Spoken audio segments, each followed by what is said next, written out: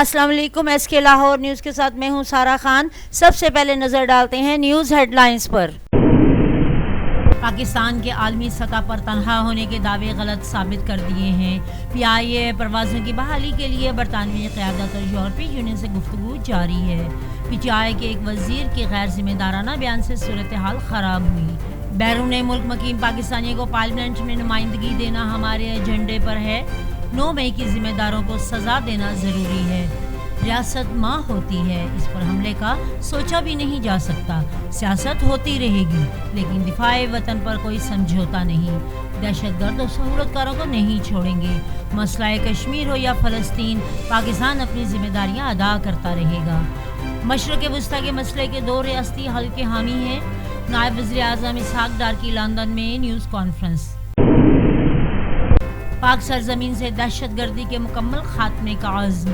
Security forces نے ضلع مہمند میں FC ہیڈ کوارٹرز پر حملہ ناکام بنا دیا۔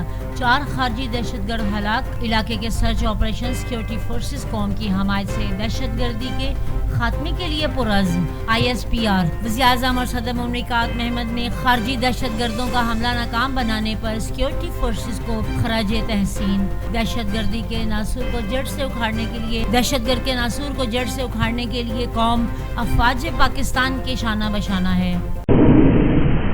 جھپٹنا پلٹنا، پلٹ کر جھپٹنا، لہو گرم رکھنے کا ہے ایک بہانہ۔ یوم فضائیہ پر شہدائے وطن کو خراج عقیدت۔ ایئر ہیڈ کوارٹرز اسلام آباد میں خصوصی تقریب۔ سربراہ پاک فضائیہ air chief marshal Zaheer Ahmed Babar کی یادگار شہداء پر حاضری، پھول چڑھائے اور فاتحہ خوانی کی۔ اپنے شاہینوں کی بلند پرواز پر فخر ہے۔ وطن کی خاطر جانوں کا نذرانہ پیش کرنے والے فضائیہ کی شہداء کو سلام۔ ستمبر میں پاک فضائیہ نے دشمن کے ناپاک عزائم کو خاک میں ملا دیا۔ وزیر اعظم محمد شہباز شریف کا یوم فضائیہ پر پیغام۔ بانی PTI کے خلاف 9 مئی اور ریٹائرڈ جنرل فیض حمید کیس سے متعلق فوجداری شواہد مل گئے۔ الزامات کی نوعیت ایسی ہے کہ یہ کیس آرمی ایکٹ کے تحت فوجی ٹرائل کے دائرے میں آتا ہے۔ فوجی عدالتوں میں عام شہریوں کے ٹرائل کے مد نظر عدلیہ کے فیصلے پر ہوگا۔ روزنامہ جنگ اور دی نیوز کا دعویٰ۔ اسرائیلی میڈیا بھی بانی PTI کے حق میں بولنے لگا۔ اسرائیل اور پاکستان کے درمیان تعلقات کے لیے بانی PTI موزوں ترین شخصیت قرار۔ بانی PTI اپنے دور حکومت میں پاکستان کے موقف کا اثر و جائزہ لینے کے لیے تیار تھے۔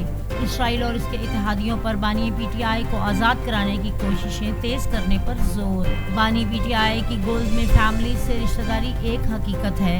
بانی PTI نے گولز میں فیملی کے ذریعے اسرائیلی حکام کو پیغامات بھیجے۔ ٹائمز آف اسرائیل کی رپورٹ۔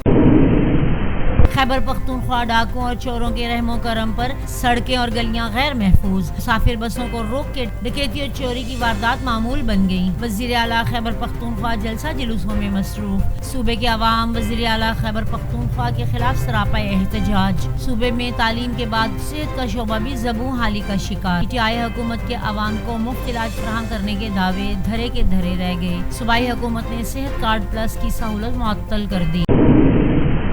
غزہ پر اسرائیلی فوج کے حملے سے 61 فلسطینی شہید، متعدد زخمی۔ جواریہ کے حلیمہ سعدیہ اسکول پر بمباری میں 8 افراد شہید، 15 زخمی۔ نذرات اور بریز پناہ گاہ کیمپ پر حملے میں 9 فلسطینی شہید۔ مغربی کنارے میں اسرائیلی فوج کے فائرنگ سے انسانی حقوق کی عملی کارکن بھی ہلاک۔ اب تک کے لیے اتنا ہی۔ مزید خبروں سے باخبر رہنے کے لیے دیکھتے رہیے SK لاہور نیوز۔